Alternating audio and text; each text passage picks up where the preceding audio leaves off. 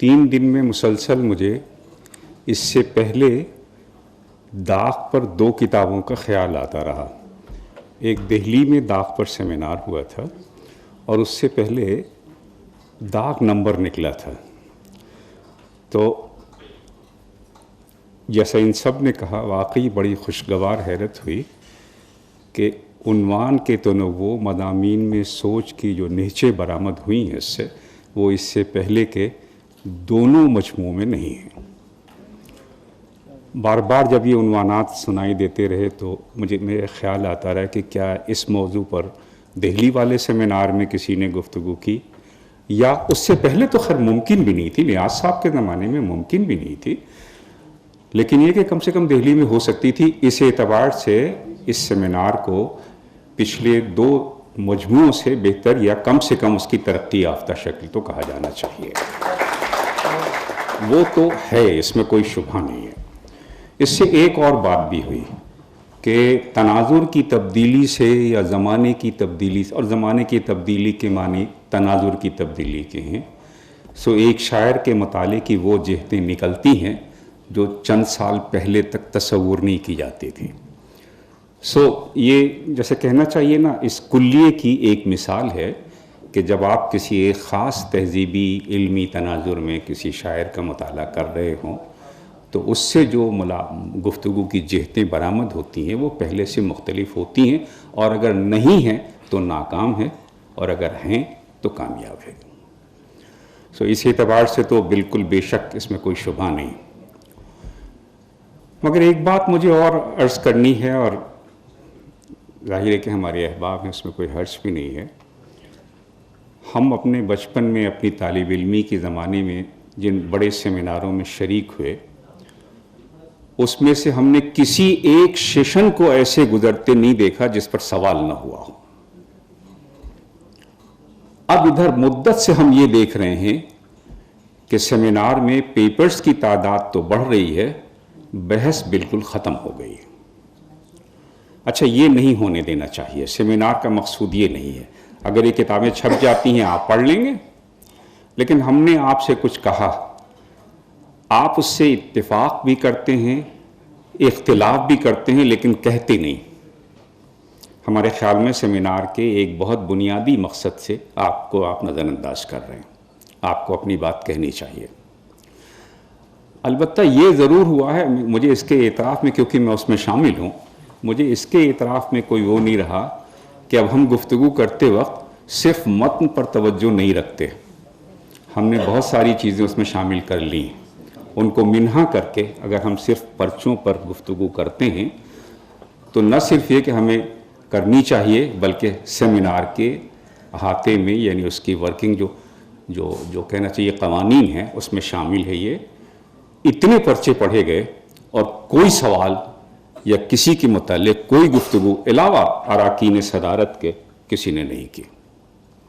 Doctor صاحب، seminar کو اس سے زیادہ لائیولی، اس سے زیادہ ادبی ہونا چاہیے، اس سے زیادہ دانشورانہ ہونا چاہیے، اور اس کا ثبوت یہ ہے کہ آپ سوال قائم کر سکتے ہوں.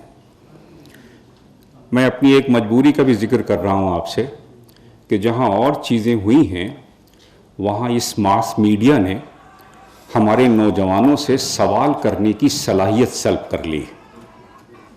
اب ہم سوال نہیں کرتے، اب ہم صرف تتبع کرتے ہیں ویژولز کا. اگر آپ چاہتے ہیں کہ آپ کی دانشورانہ زندگی بالکل ختم نہ ہو تو سیمیناروں سے سوال کرنے کی روایت ختم مت ہونے دیجیے. اس سے صرف یہ نہیں ہوگا کہ آپ ایک زیادہ دیانتدارانہ فرض ادا کر رہے ہوں گے، آپ کے بعد کی آنے والی نسل بھی آپ سے سیکھے گی.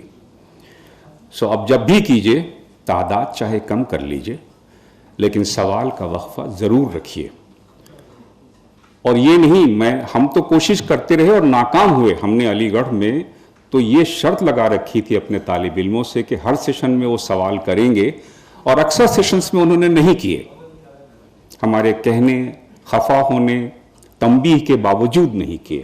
ڈاکٹر صاحب، ہمارے ذہنوں سے سوال کرنے کی صلاحیت کم ہو رہی ہے، اور بحیثیت اس معاشرے کے سینئر حضرات کے یہ ہمارے لیے تشویش کی وجہ ہے. دیکھیے گا کہ اب آئندہ جب آپ سیمینار کریں تو اس کا موقع بھی دیں، بچوں کو اس کے لیے تیار بھی کریں، اور اس کی سب سے آسان ترکیب یہ ہے کہ آپ اس کی مثال قائم کرتے ہیں. اور مثال قائم کرنے میں ذرا سی احتیاط کی بھی ضرورت ہوتی ہے. ڈاکٹر صاحب پرچے پر گفتگو کیجئے، اس کے علاوہ نہیں. بعض جو لطائف ہمارے بہت اچھے لکھنے والوں سے منسوب ہیں، وہ اس کے سزاوار تھے، اس کے حقدار تھے، ان کو زیب دیتا. اب شاید ہم اتنے بڑے لوگ نہیں ہیں، ہم کو زیب نہیں دیتا. ذرا سا اس کا خیال رکھیے. یہ ضروری بات ہے جو مجھے آپ سے کہنی تھی. ایک تیسری بات بھی جو مجھے ابھی خیال بھی آئی، اور ظاہر ہے کہ آپ سب اس سے واقف ہیں، صرف توجہ دلانے کا مسئلہ تھا، کہ ایک علاقہ الگ سے ایک صوبے کی حیثیت اختیار کر گیا. یہ ایک بالکل نیا صوبہ ہوگا، اور ہم تاریخ کی حیثیت سے، یعنی تاریخ کے طالب علم کی حیثیت سے جانتے ہیں کہ یہ خطۂ ارض اردو شعر و ادب اور زبان کے حوالے سے آزادی کی جد و جہد کا بہت بڑا علاقہ ہے. مختوم محی الدین، سجاد ظہیر، اور اس طرح کے نہ جانے کتنے لوگوں نے، مطلب مجھے افسوس بھی ہوتا ہے اس بات کا کہ ہم نے بہت جانیں ضائع کی ہیں اسی علاقے میں زبان اور تہذیب کی تحفظ کے لیے. تو کیا یہ ٹھیک نہیں ہوگا کہ مولانا آزاد نیشنل یونیورسٹی اس پر بھی توجہ کرے؟ یہ علاقائیت نہیں ہے، یہ آزادی، خود مختاری اور عزت نفس کی طرح کے لیے جہاد کی مثال ہے جو تلنگانہ میں قائم ہوئی تھی. اگر ہم اس کے لیے کچھ کر سکتے ہیں، اور ہم آپ سے کہتے ہیں کہ ہمارے ماضی قریب کا سب سے محترم آدمی مخدوم محی الدین، وہ اس میں شامل رہا تھا، اور اگر آپ چاہیں تو اس طرح کا کوئی ایک وہ تیار کر سکتے ہیں. پورا نظام تعلیم میں بھی اور آپ کی گفتگو میں بھی، جس میں اس نئے خطۂ ارض کی جو ایک پرانی تاریخ ہے اس کو نئے سرے سے ریویو کیا جا سکتا ہے. اس کے مثبت نتائج جو برآمد ہونے چاہیے تھے نہیں ہوئے، ان کے لیے پھر سے کوشش کی جا سکتی ہے. یہ یونیورسٹی یہ کام کر سکتی ہے. آپ کے وائس چانسلر کی اناگرل گفتگو سے جیسے دل کو بڑا اطمینان ہوا. بہت صاف ستھری اور بہت اچھی گفتگو کی تھی انہوں نے. اس لیے ہم یہ توقع کرتے ہیں، اور بالکل بجا طور پر یہ توقع کرتے ہیں کہ اس کوشش میں وہ آپ کے ساتھ ہوں گے. سیمینار کرنا، کتابیں چھاپنا، اپنی تہذیبی زندگی کو ریویو کرنا، یہ وہ چیزیں ہیں جو یہ ایک یونیورسٹی کی ذمہ داری ہوتی ہے. اور مجھے لگ رہا ہے کہ آپ کی موجودہ قیادت اس میں آپ کی مدد کر سکتی ہے، بلکہ شاید شوق سے کرے گی اگر آپ خود قدم بڑھائیں. اس کے بغیر تو آپ کہیں توقع نہیں کر سکتے کسی چیز کے. اب رہا یہ کہ سیمینار بہت اچھا تھا، یہ کوئی کہنے کی بات نہیں ہے، وہ تو تھا. کسی سیمینار میں 31 پیپر پڑھے جانے اور صرف ایک خطوط کے حوالے سے 2 مضمون پڑھے جانے کے علاوہ اور 2 زبان کے حوالے سے پڑھے گئے، باقی بالکل نئے تناظر میں بالکل اچھی طرح پڑھے گئے. بعض ذرا سا جسے کہنا چاہیے نا کہ عنوان ہی ایسے تھے جو بڑے پرکشش تھے. بہت ممکن ہے کہ اس پر اس سے بہتر لکھا جا سکے، لیکن عنوان اچھے تھے کہ اب اس نئی صدی میں، بلکہ جس کے لیے رضوان نے خرابے کا لفظ استعمال کیا، ہمارے شمیم صاحب نے بھی استعمال کیا ہے یہ لفظ ہمارے زمانے کے لیے. تو اس خرابے میں ادب کی معنویت پر ہم کسی ایک شاعر کے حوالے سے بھی گفتگو کرنا چاہیں تو ہم کر سکتے ہیں. اب مجھے یہ یاد آتا ہے، میری حقیقی بھانجی فلمیں بناتی ہے. ہمارے یہاں جو ماس میڈیا کا کورس ہوتا ہے، ہم نے اس میں اسے لیکچر کرنے کے لیے بلایا، اور ہم صرف یہ دیکھنے کی غرض سے گئے کہ اس نے سیکھا کتنا ہے اور ابھی سیکھنا کتنا ہے اس کو.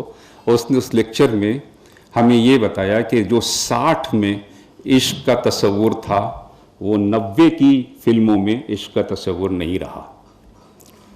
اور یہ بالکل نیا معاشرہ ہے ہوا ہے. مجھے اس کے اعتراف میں، کیونکہ میں اس میں شامل ہوں، مجھے اس کے اعتراف میں کوئی وہ نہیں رہا کہ اب ہم گفتگو کرتے وقت صرف متن پر توجہ نہیں رکھتے. ہم نے بہت ساری چیزیں اس میں شامل کر لیں. ان کو منہا کر کے اگر ہم صرف پرچوں پر گفتگو کرتے ہیں تو نہ صرف یہ کہ ہمیں کرنی چاہیے، بلکہ سیمینار کے احاطے میں، یعنی اس کی ورکنگ جو کہنا چاہیے قوانین ہیں، اس میں شامل ہے. یہ اتنے پرچے پڑھے گئے اور کوئی سوال یا کسی کے متعلق کوئی گفتگو علاوہ اراکین صدارت کے کسی نے نہیں کی. ڈاکٹر صاحب، سیمینار کو اس سے زیادہ لائیولی، اس سے زیادہ ادبی ہونا چاہیے، اس سے زیادہ دانشورانہ ہونا چاہیے، اور اس کا ثبوت یہ ہے کہ آپ سوال قائم کر سکتے ہوں۔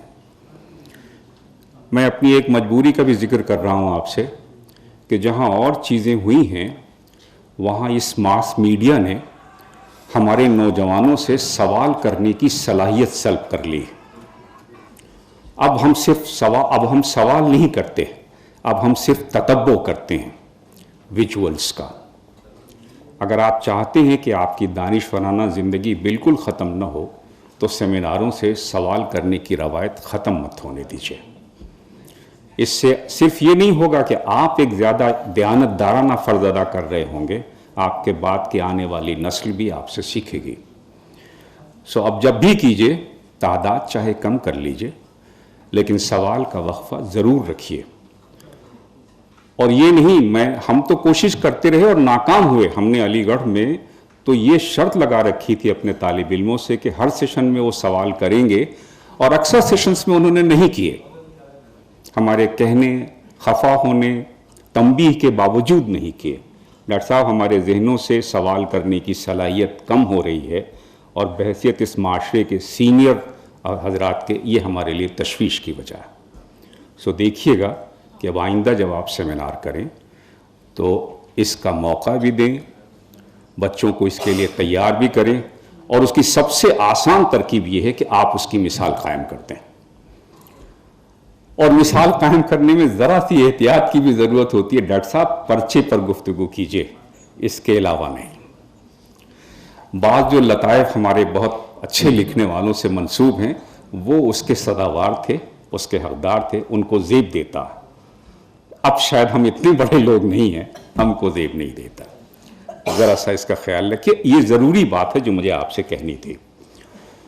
ایک تیسری بات بھی جو مجھے ابھی خیال بھی آئی، اور ظاہر ہے کہ آپ سب اس سے واقف ہیں، صرف توجہ دلانے کا مسئلہ تھا کہ ایک علاقہ الگ سے ایک صوبے کی حیثیت اختیار کر گیا۔ یہ ایک بالکل نیا صوبہ ہوگا، اور ہم تاریخ کی حیثیت سے، یعنی تاریخ کے طالب علم کی حیثیت سے جانتے ہیں کہ یہ خطۂ ارض اردو شعر و ادب اور زبان کے حوالے سے آزادی کی جد و جہد کا بہت بڑا علاقہ ہے۔ مختوم محی الدین، سجاد ظہیر، اور اس طرح کے نہ جانے کتنے لوگوں نے، مجھے افسوس بھی ہوتا ہے اس بات کا کہ ہم نے بہت جانیں ضائع کی ہیں اسی علاقے میں زبان اور تہذیب کی تحفظ کے لیے۔ تو کیا یہ ٹھیک نہیں ہوگا کہ مولانا آزاد نیشنل یونیورسٹی اس پر بھی توجہ کرے؟ یہ علاقائیت نہیں ہے، یہ آزادی، خود مختاری اور عزت نفس کی طرح کے لیے جہاد کی مثال ہے جو تلنگانہ میں قائم ہوئی تھی۔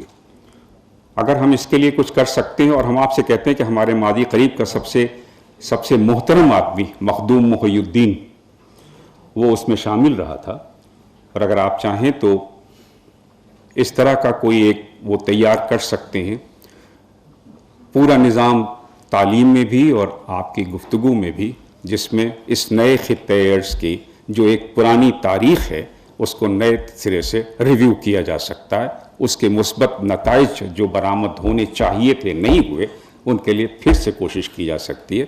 یہ یونیورسٹی یہ کام کر سکتی ہے۔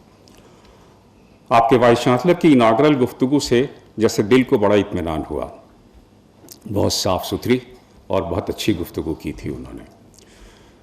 اس لیے ہم یہ توقع کرتے ہیں، اور بالکل بجا طور پر یہ توقع کرتے ہیں کہ اس کوشش میں وہ آپ کے ساتھ ہوں گے۔ سیمینار کرنا، کتابیں چھاپنا، اپنی تہذیبی زندگی کو ریویو کرنا، یہ وہ چیزیں ہیں جو یہ ایک یونیورسٹی کی ذمہ داری ہوتی ہے، اور مجھے لگ رہا ہے کہ آپ کی موجودہ قیادت اس میں آپ کی مدد کر سکتی ہے، بلکہ شاید شوق سے کرے گی اگر آپ خود قدم بڑھائیں۔ اس کے بغیر تو آپ کہیں توقع نہیں کر سکتے کسی چیز کے۔ اب رہا یہ کہ سیمینار بہت اچھا تھا، یہ کوئی کہنے کی بات نہیں ہے، وہ تو تھا۔ کسی سیمینار میں 31 پیپر پڑھے جانے اور صرف ایک خطوط کے حوالے سے 2 مضمون پڑھے جانے کے علاوہ اور 2 زبان کے حوالے سے پڑھے گئے، باقی بالکل نئے تناظر میں بالکل اچھی طرح پڑھے گئے۔ بعض ذرا سا جسے کہنا چاہیے نا کہ عنوان ہی ایسے تھے جو بڑے پرکشش تھے، بہت ممکن ہے کہ اس پر اس سے بہتر لکھا جا سکے، لیکن عنوان اچھے تھے کہ اب اس نئی صدی میں، بلکہ جس کے لیے رضوان نے خرابے کا لفظ استعمال کیا، ہمارے شمیم صاحب نے بھی استعمال کیا یہ لفظ ہمارے زمانے کے لیے، تو اس خرابے میں ادب کی معنویت پر ہم کسی ایک شاعر کے حوالے سے بھی گفتگو کرنا چاہیں تو ہم کر سکتے ہیں۔ اب مجھے یہ یاد آتا ہے، میری حقیقی بھانجی فلمیں بناتی ہے۔ ہمارے ہاں جو ماس میڈیا کا کورس ہوتا ہے، ہم نے اس میں اسے لیکچر کرنے کے لیے بلایا، اور ہم صرف یہ دیکھنے کی غرض سے گئے کہ اس نے سیکھا کتنا ہے اور ابھی سیکھنا کتنا ہے اس کو۔ اور اس نے اس لیکچر میں ہمیں یہ بتایا کہ جو 60 میں عشق کا تصور تھا، وہ 90 کی فلموں میں عشق کا تصور نہیں رہا، اور یہ بالکل نیا معاشرہ ہے، اور اس میں مین وومن ریلیشن شپ کی ایک بالکل نئی ڈیفینیشن ہے، اور یہ نئی ڈیفینیشن ہی اس عہد کی شناخت ہے۔ پتہ نہیں کیوں مجھے آج یہی خیال آیا، کیا پتہ اس عشق کی نئی تعریف میں داغ کی شاعری باقی دوسروں سے بہتر اترتی ہو۔ داغ کی معنویت کے اور بھی بہت پہلو نکلتے ہیں، اور ان معنویت کا ذکر اسی ایک عنوان کے تحت ہو سکتا ہے کہ اس آباد خرابے میں کیا صورت بنتی ہے ہماری شاعری کی معنویت کی۔ ڈاکٹر صاحب، یہ اور ظاہر ہے کہ مجھے آپ سے یہ نہیں کہنا ہے کہ خدا نخواستہ میں کوئی نئی بات کہہ رہا ہوں، مجھے آپ سے یہ کہنا ہے کہ ہمارے بدلتے ہوئے عشق کے تصور کے ساتھ ہماری آدمی کی تعریف تبدیل ہو رہی ہے، اور اگر آپ نہیں اس کی شناخت کر سکتے تو اس فلم سے پیسے کمانے والے اس کی شناخت نہیں کریں گے۔ مجھے یاد آتا ہے کہ ابھی چند دنوں پہلے ایک فلم آئی تھی، نام تو ظاہر ہے کہ مجھے اپنی کتابوں کے نہیں یاد ہیں تو فلم کے کیا ہوتے، مگر اس کے بارے میں یہ خیال تھا کہ ہماری عمر کے لوگوں کا کہ یہ تھوڑی سی فحش ہے فلم۔ اس پہ ایک ڈسکشن آ رہا تھا ٹی وی پر، اور اس میں اس کی ہیروئن بھی اور اس کے ڈائریکٹر بھی یہ کہہ رہے تھے کہ اس فلم نے ایک ہفتے میں 100 کروڑ کا بزنس کیا ہے، تو یہ خراب کیسے ہو سکتی ہے؟ ڈاکٹر صاحب، یہ بدلتے ہوئے آدمی کی تعریف ہے، جس سے 100 کروڑ روپے ملتے ہوں بس وہ اچھا ہے۔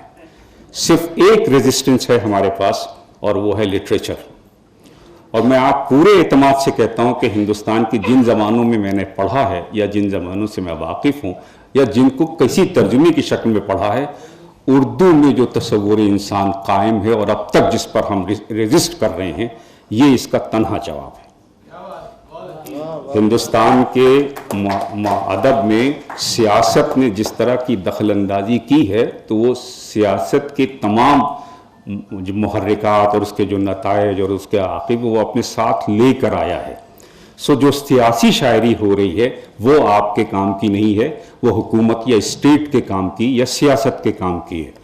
انسانوں کا جو تصور ہے، اور جو ظاہر ہے کہ سیاسی انسان کا تصور نہیں ہے، اس کی میرے نزدیک بہت کم پڑھنے کے باوجود یہ یقین ہے کہ وہ آپ کی شاعری ہے۔ آپ چاہیں تو اسے اپنے زمانے کے لیے، اس کا یہ ریلیونس نہیں ہوگا کہ وہ اس کی تابع ہو جائے گی، اس کا ریلیونس یہ ہے کہ وہ اس کی نقاد ہو جائے گی، آپ کو بتائے گی کہ آپ کا ذہن اسے کیوں قبول کر رہا ہے اور کیوں اس کو نہیں کرنا چاہیے تھا۔ ڈاکٹر صاحب، اس کی ذرا سا کوشش، اب ہم بڑی بڑی باتیں کر رہے ہیں صاحب، یہاں کلاس پڑھانے کے لالے پڑے ہوئے ہیں، لیکن یہ کہ یہ باتیں ہیں اگر ہم نہ بھی کریں تو ہمارے ذہن میں رہنی چاہیے۔ میں آپ کو بہت مبارکباد دیتا ہوں بہت اچھے اور بہت کامیاب سیمینار کے، بہت شکریہ۔